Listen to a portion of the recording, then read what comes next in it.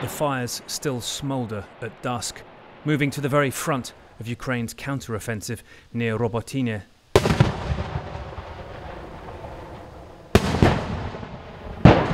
few hours ago, there was intense bombardment around this area, and now the sun is setting. There's the occasional round being fired, but most of it seems to be towards Russian positions. We're here to learn of a new tactic that may help Ukraine overcome one of the hardest obstacles here: minefields.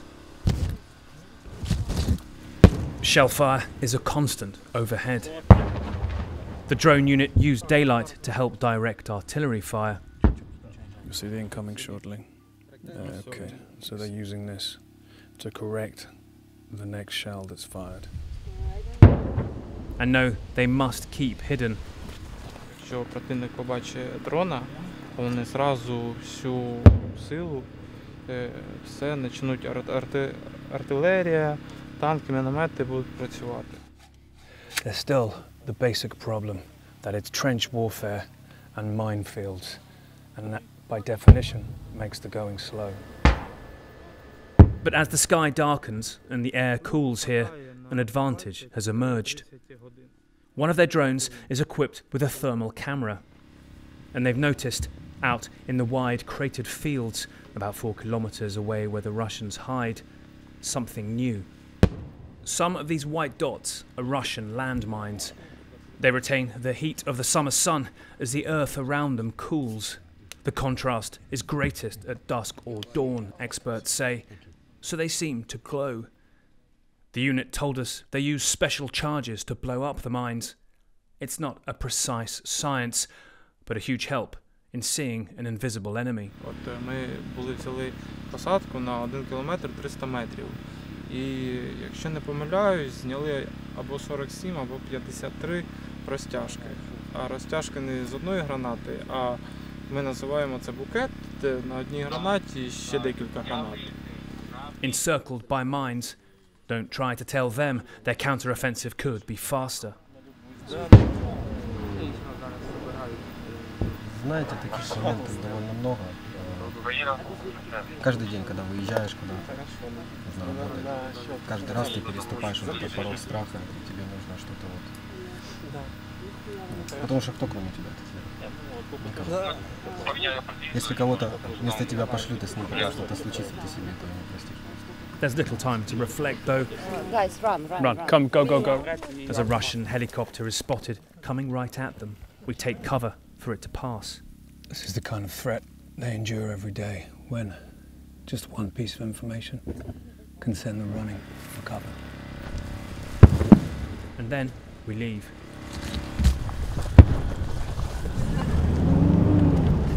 Hours after we left, we're told that trench network came under heavy Russian attack, which they repelled. But the grind is constant and respite rare, and any advantage, no matter how small, urgently welcome. I'm completely heartbroken over this. Dwayne "The Rock" Johnson, who has strong family ties to Hawaii, echoing a sentiment shared by many. Hope is really the most important thing that we need, and to be sensitive to those who have lost everything. But hope is a high bar for many fire survivors, especially those with missing loved ones, watching as rescue and recovery teams sift through the ashes while remnants of the fires still burn. Every day going back to help clean up and help put spot fires out, or it still seems like a nightmare that we're trying to wake up from. Also rumors that the tragedy is becoming a morbid spectacle. I heard there was a snorkeling boat looking at Lahaina town. Give them respect. People died here. Oh, no! Questions are growing over the outdoor warning sirens used for hurricanes and tsunamis, which were left silent as wildfires swept through. The Attorney General has launched a review of what happened with those sirens and some of the other actions that were taken. Some survivors were sent texts to phones without service. In the chaos of fleeing, trees were falling and branches were starting on fire, power lines were falling down. Those power lines the focus of a new class action suit filed against Hawaiian Electric, claiming the company failed to cut power as toppled energized lines ignited wildfires. Hawaiian Electric says it will cooperate with the review into exactly what happened.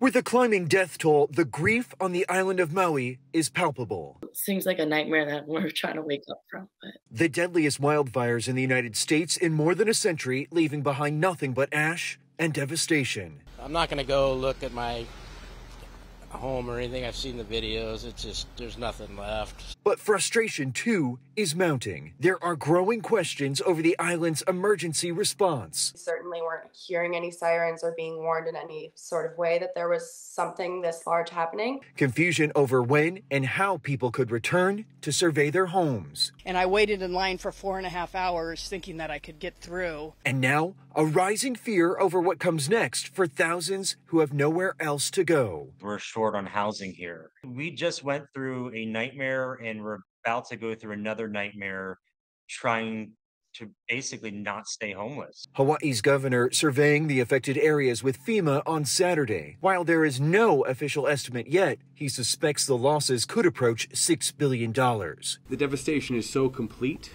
that you see metals twisted in ways that you can't imagine, and you see nothing from organic structures left whatsoever. But vows the island will recover as a family. Come at this like an ohana, because it's going to be, in the short term, heartbreaking. In the very long term, we'll rebuild together. On Maui, I'm Mike Valerio reporting.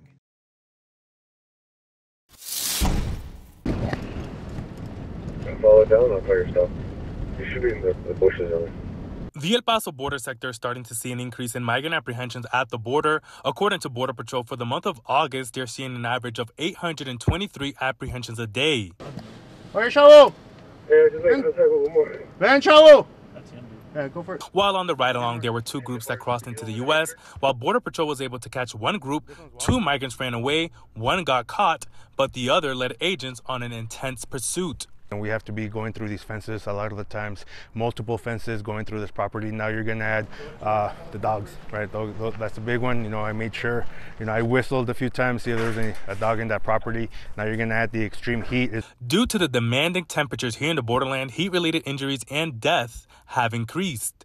We want to save some lives. Out here, when we're patrolling out here in the desert, we have to switch that hat most of the times, almost instantly, where we have to change our mentality from a law enforcement mentality to a search and rescue mentality. According to Border Patrol, fiscal year to date, the El Paso border sector has seen 158 migrant deaths and performed 394 rescues. With this extreme temperature that we've been getting here in El Paso, every time we see an increase in numbers, we're going to see an increase in all numbers that come along with it. Baca says the El Paso sector has EMTs that are a part of the sector, and that helps tremendously. They carry IV bags. They carry things necessary to provide some of the more simpler medical assistance, right? And when we think something more serious, then we will have to call an ambulance. In addition to EMTs, they also have 17 safety beacons and more than 500 placards in the sector to make it easier for migrants to get help. We have had a lot of people call 911. That they need assistance, that they're in an emergency situation. However, one of the obstacles that comes up is that there's no address. They're in the middle of the desert. La Casa Blanca no ha declarado oficialmente una emergencia nacional, aunque el presidente Biden considera que técnicamente lo ha hecho. Así lo indicó el mandatario durante una entrevista con The Weather Channel. Hemos conservado más tierra, nos hemos reincorporado al Acuerdo Climático de París, aprobamos $360 mil millones para instalaciones de control del clima. Estamos avanzando. Esta es la amenaza existencial para la humanidad. La posibilidad de elevar el desafío climático como una emergencia nacional ha rondado en la Casa Blanca. Funcionarios de la administración aseguran que la reciente alerta de calor emitida por Biden es una señal, además del multimillonario presupuesto. Pero organizaciones y activistas ambientales consideran que las medidas no serán suficientes hasta que el gobierno no controle las emisiones de combustibles fósiles. Estados Unidos ha sufrido 15 eventos meteorológicos entre enero y julio que han generado un gasto de $15 mil millones, el monto más alto registrado desde 1980 según la Administración Nacional Oceánica y Atmosférica. El calor extremo es tan solo una de las más recientes preocupaciones, indicó a La Voz de América el administrador del organismo. We can expect to see Podemos esperar que las temperaturas por encima de lo normal continúen al menos hasta finales de agosto. Julio fue el mes más caliente a nivel global según los registros de la Organización Mundial de Meteorología y de acuerdo a las estimaciones de varias instituciones, existen altas probabilidades de que 2023 rompa récord como el año más cálido en la historia. Este plan, que consiste en la siembra de árboles para crear bosques urbanos, inició en el Brazo Salitre de Barrios Unidos después de una gran lucha de la comunidad del Salitre, que por años ha velado por la protección de esta zona. Lo que hace el POT es buscar la forma en que nos movemos de manera más sostenible, más limpia y organizándonos alrededor de lo que ya sabemos es la crisis climática. Con esta iniciativa se levanta la reserva vial que se tenía entre la 68 y la 30 para crear una reserva funcional de bosque.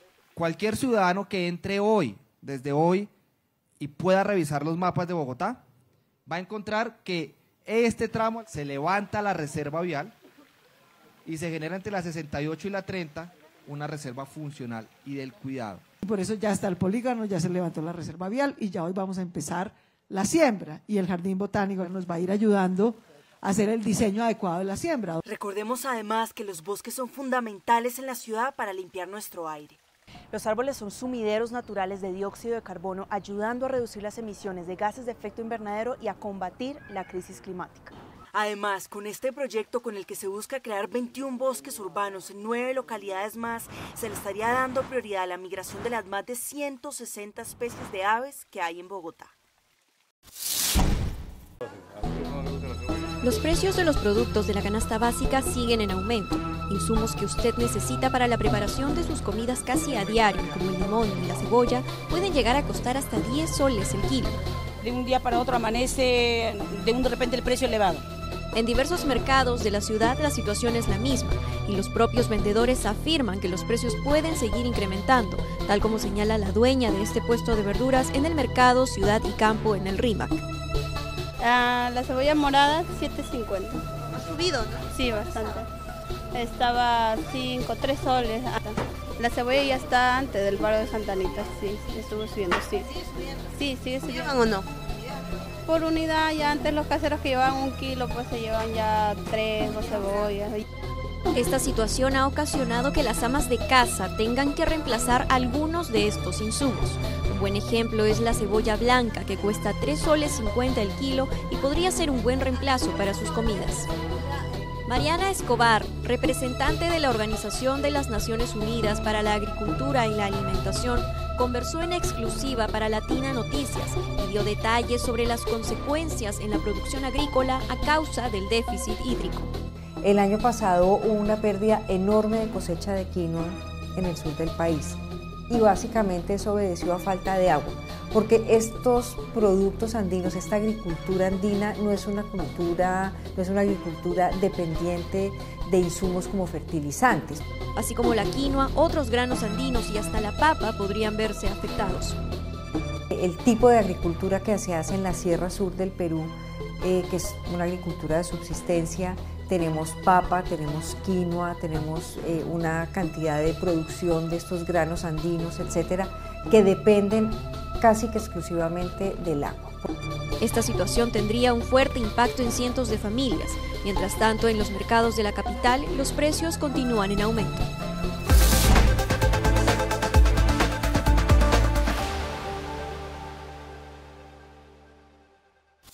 Primera plana con Alejandra Forero a las 6:30 de la tarde en su nuevo horario y las repeticiones al siguiente día a las 7:30 de la mañana y a la 1 de la tarde. Todos los días de lunes a viernes a través de Telearuba, Primera Plana con Alejandra Forero, con diferente información tanto local, todo lo que ocurre en nuestra hermosa isla de Aruba, noticias internacionales, segmentos informativos, noticias que se viralizan y muchísimo más. Así que no se les olvide, tenemos una cita con las noticias en español a través de Primera Plana con Alejandra Forero.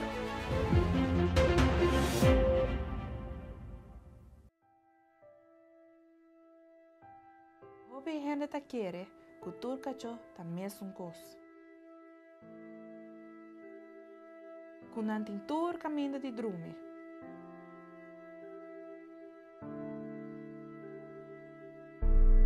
Inam por unga unda kuta.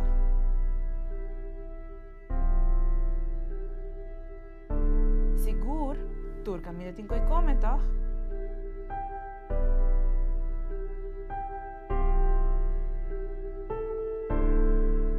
Pero realidad ta hopileo.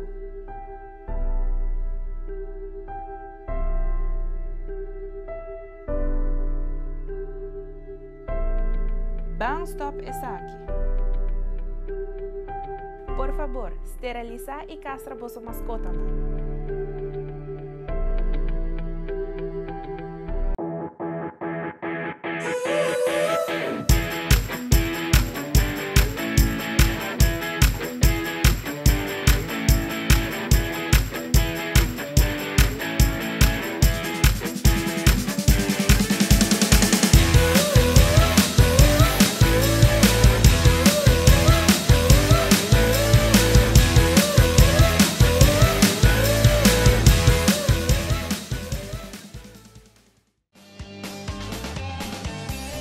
Nos mainta Turja Luna, Jaranson y Javierna, de nuevo para su norte mainta. Repetición a tarde y su siguiente día, riba live streaming. Nos mainta ta entretener, educar y informar. Nos mainta aquí na mes na Tele Aruba.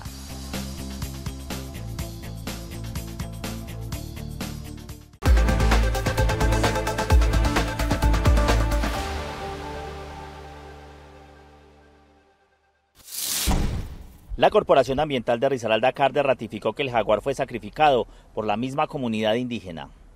Que en un sitio en limítrofe entre Risaralda y Chocó, exactamente en Carmen de Atrato, un felino de la especie jaguar atacó a un indígena de la comunidad Embera Chamí y desafortunadamente se malogró el jaguar. Nosotros hemos venido trabajando con esas comunidades en la urgente necesidad que tenemos de que no les casemos las especies necesarias para los jaguares y felinos para la alimentación. En los medios se ha replicado permanentemente que estos animales son vitales en los ecosistemas, como este, que es denominado de protección ambiental. En esos territorios donde el depredador por escasez de alimentos y por dificultades de sus conectores biológicos termina atacando al ser humano. Si el jaguar baja sus poblaciones, va a haber una mayor producción o una mayor población de guatines, por ejemplo, y eso puede afectar algunos predios que manejen cultivos, como por ejemplo mazorcas, como por ejemplo tubérculos.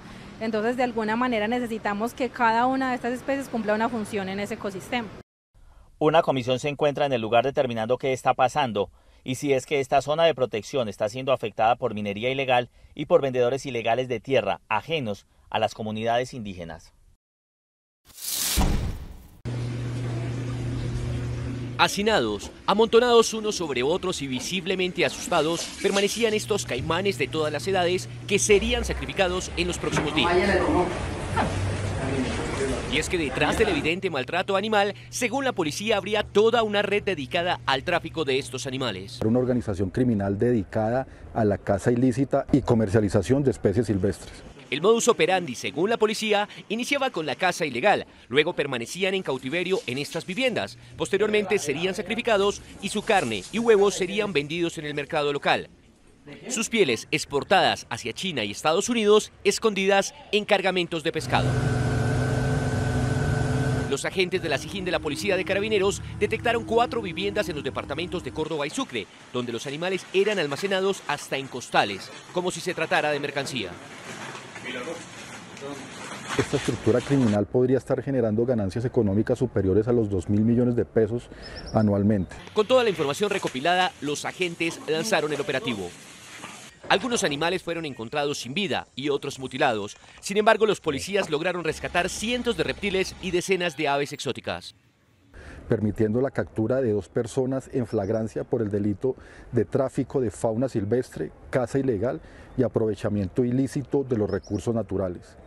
Gracias a esta actividad operacional, se pudo recuperar 1.054 especies silvestres, entre ellas reptiles, algunas aves, que estaban listas para ser comercializadas por estas manos criminales.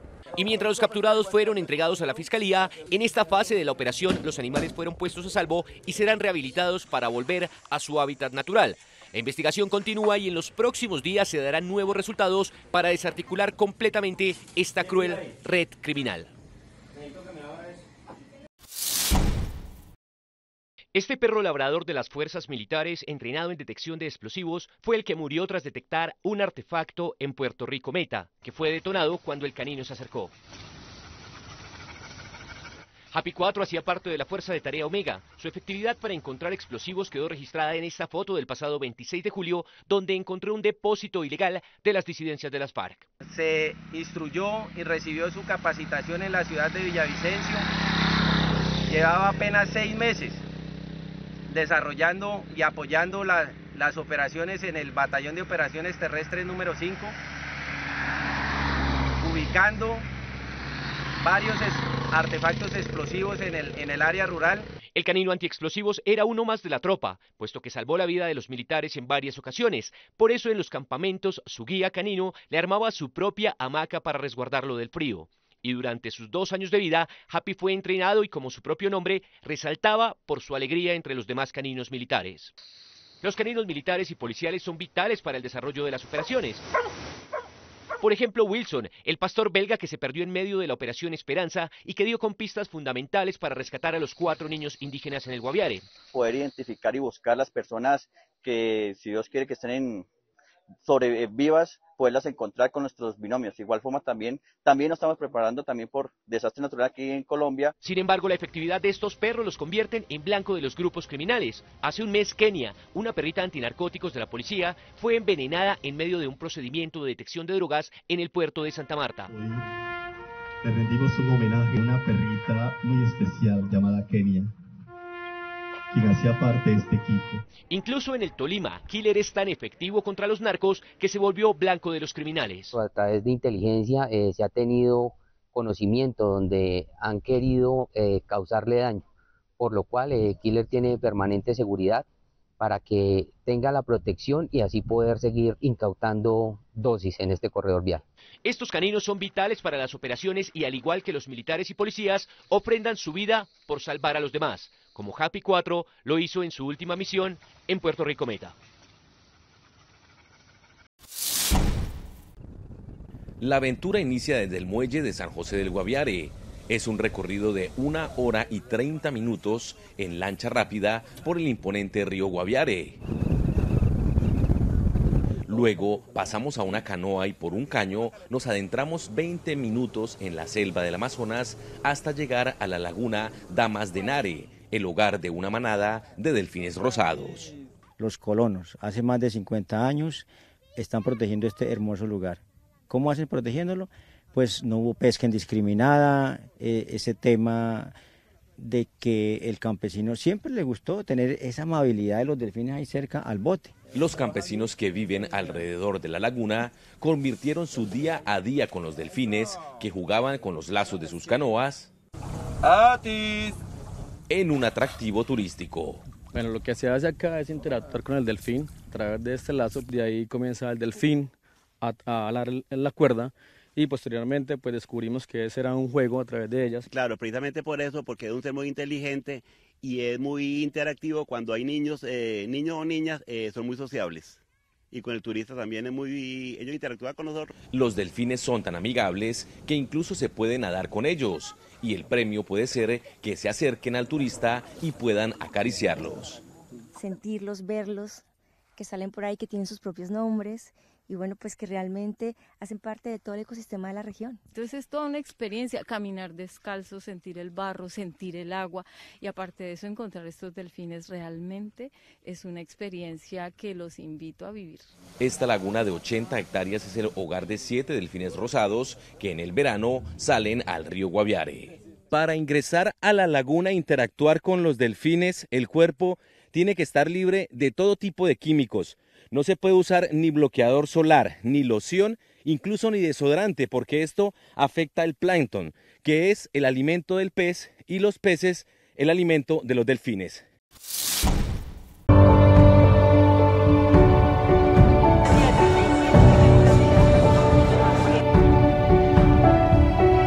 ¿Qué es lo más lindo que rescatás de la equitación? Y es como una pasión que la llevo allá hace unos 10 años y estar con el caballo, esa confianza que es mutua y la verdad que es muy importante. Y yo creo que fue más que nada porque justo cuando empecé el deporte sabía de una persona muy especial para mí. Y creo que el mal que se me hizo eso, los caballos me lo curaron. ¿Cuántos años tenés? Tengo 11 años. El evento está enmarcado en la celebración de los 125 años del Regimiento de Caballería Mecanizada número 3 del departamento de Rivera, que tuvo en esta ocasión un número récord de inscriptos, superando los 320 competidores. Y no había pasado nunca en la historia, que esta competencia tiene muchos años de tradición y nunca había pasado tener esta cantidad de gente. Estamos hablando de que tuvimos 320 anotados para competir. Y bueno, es récord y es como te decía, nos obliga logísticamente a andar previendo todo para que la seguridad, sobre todo, que es lo más importante para estas cosas, no nos falle, ¿verdad? Bueno, ¿cómo se llama tu compañero o tu compañera? Raven, y ayer salimos octavos, vamos hoy a ver qué pasa. Sí, ¿cuál es la expectativa? Y un caballo negador, pero como siempre, fe. De Tacuarembó. Bueno, ¿primera vez en una competencia? No, yo llevo desde el año pasado compitiendo. El mes pasado, hace 2 meses en realidad, dejé mi caballo de escuelita lo tuve que dejar y empecé con esta yegua que es la segunda vez que la compito. Bueno, ¿cómo se llama? Se llama SBR Gioconda. Y represento la escuelita de Bella Unión. Bueno, ¿hace cuánto que practicas la equitación? Es más o menos como hace 10 años. ¿No? Bueno, ya sos una veterana en el deporte. Sí. ¿Qué te pareció esta competición hoy en Rivera? La verdad, muchos nervios, pero fue una buena manera de aprender sobre otros jinetes que no vemos muy seguido acá en la liga, porque somos más del norte, tipo Artigas, Paysandú, Tacuarembó y eso, y ver tipo caballos y jinetes de Montevideo y eso es como más un aprendizaje para nosotros. Yo creo que, hay diferentes tipos de conexiones, ¿no? Pero para mí, cuando el jinete se entrega al caballo, que se crea esa confianza que es, por ejemplo, subirse a pelo sin una cabezada, sin un bridón, sin una montura, sin nada, se arma una verdadera conexión.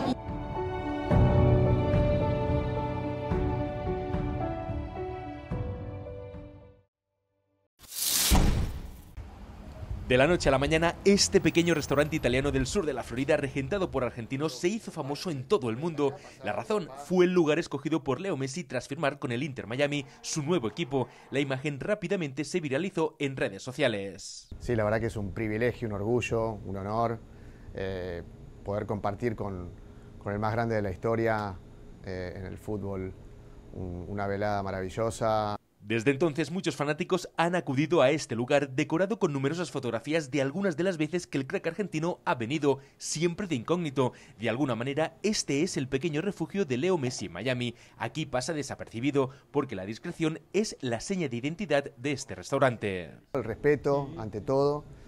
La familia Messi tiene un respeto y una humildad increíble, y bueno, nosotros tratamos de ofrecerle lo mejor. Siempre. Maradona, Michael Jordan o David Beckham son algunos de los clientes famosos que han llegado a este humilde restaurante, fundado hace ahora 30 años. Lo que jamás se imaginaban es que esto se convertiría en un lugar de culto para los seguidores de Messi. Leo es muy espontáneo, muy natural. Para los que no lo conocen, es muy respetuoso. Messi se ha convertido en el jugador mejor pagado de la Liga de Fútbol de Estados Unidos y acapara la atención de miles de aficionados en cada partido. Hoy tiene que estar acá en Estados Unidos, tranquilo con su familia. Como podemos ver, Messi no puede volver a Argentina hoy en día, es una tristeza para nosotros. Leo Messi en pocas semanas ha revolucionado la ciudad. Su club, el Inter Miami, prevé triplicar sus ingresos en un año. Messi es una fábrica de hacer dinero.